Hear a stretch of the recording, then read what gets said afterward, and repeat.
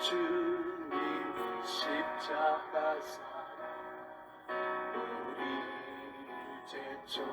제촉하시네.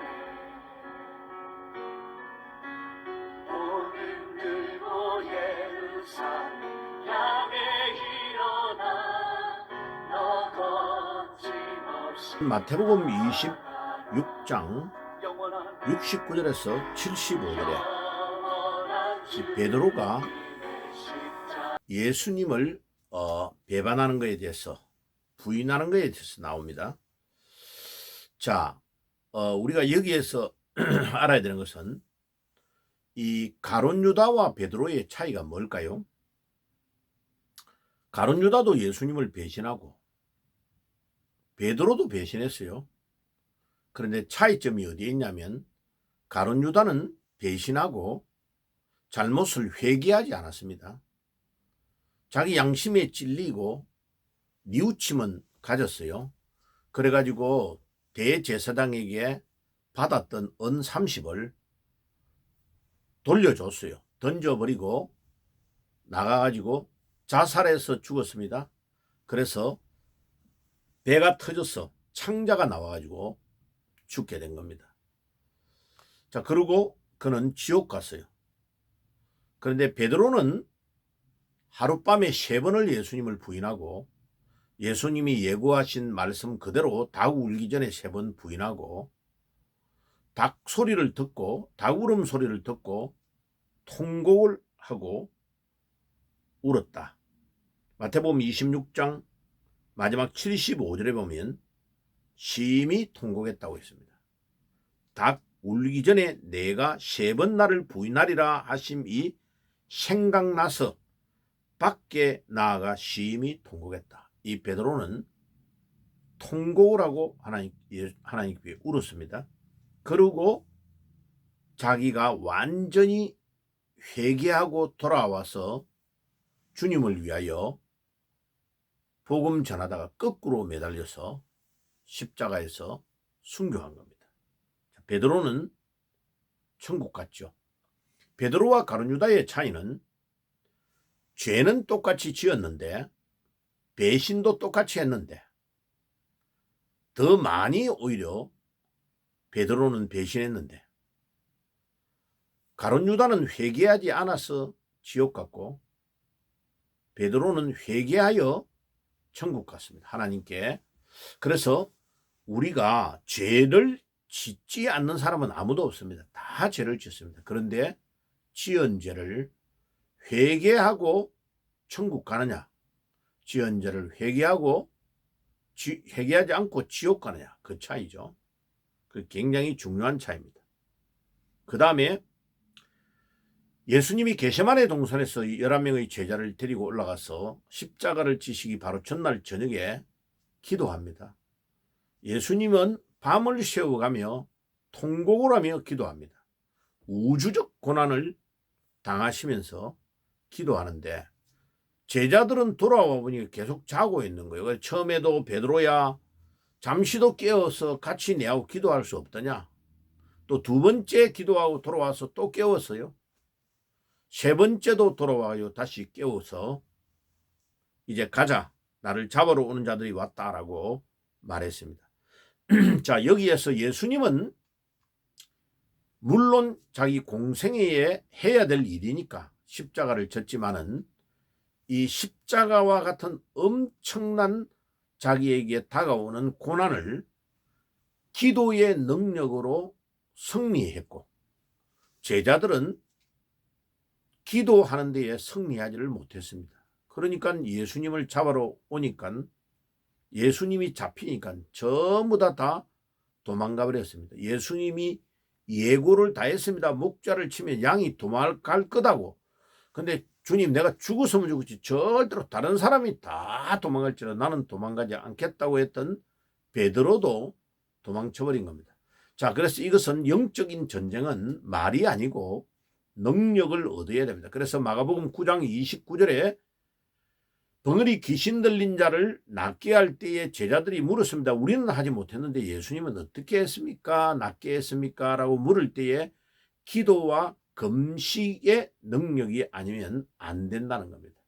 기도와 금식 외에는 이런 이유가 나오지 않는다. 이런 디나미스, 이런 능력이 나오지 않는다.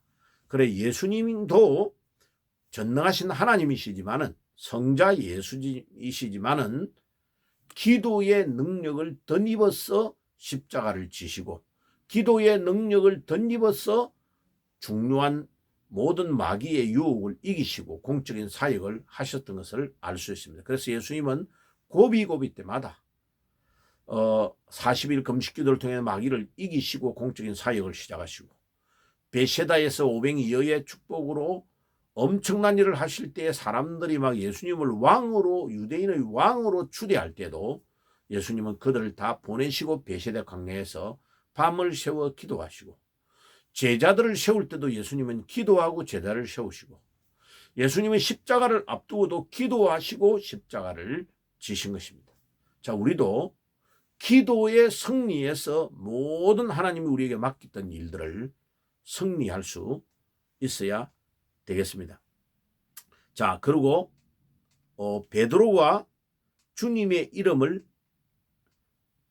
부인하게 된 이유는 첫째는 베드로가 이 사탄의 세력을 두려워한 겁니다. 베드로가 멀찍이 예수님을 따라갔다고 마태복음 26장 58절에 기록되어 있습니다. 이 멀찍이 따라간다는 말이 무슨 말이요? 두려워한다는 거예요. 사탄은 두 가지의 방향으로 우리를 공격해 옵니다. 첫째는 자기보다 약하고 두렵다고 하는 자는 우는 사자와 같이 우왕 하고 달려듭니다. 두려워하니까. 베드로전서 5장 8절입니다.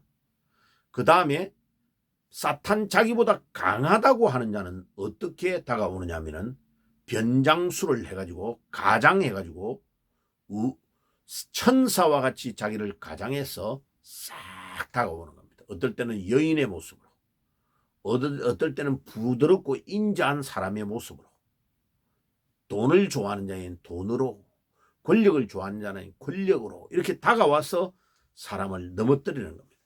광명의 천사와 같이 자기를 가장한다. 고린도후서 11장 14절입니다. 두 가지의 방향으로 공격해 옵니다. 근데 지금 예수님을 따라다니는 이 베드로에게는 두려움으로 확 다가와가지고 겁을 내게 만드는 거죠. 두 번째, 이 베드로가 예수님을 부인한 것은 재판의 결과가 어떻게 되나를 딱 숨어서 대제사장 가야바의 뜰에서 딱 보는 거죠.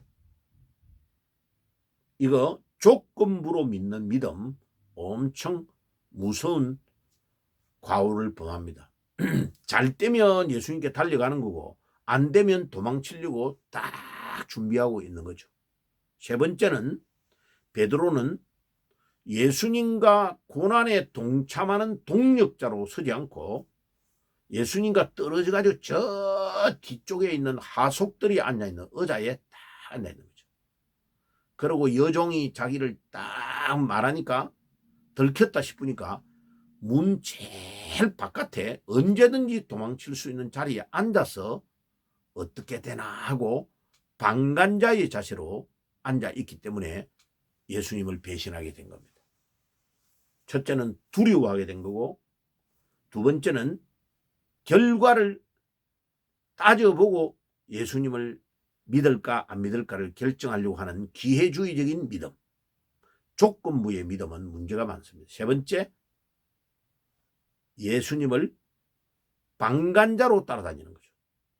예수님의 고난에 동참해야 되는데 동력자인데 우리는 가감하게 주님과 함께 잡히고 고난을 당하고 동력자로서의 대가를 지불해야 되는데 방관자로 딱 숨어가지고 하속들이 앉아있는 저 끝에 있는 의자에 앉아가지고 방관자로 보고 있기 때문에 베드로가 사탄에게 잡혀버리는 겁니다.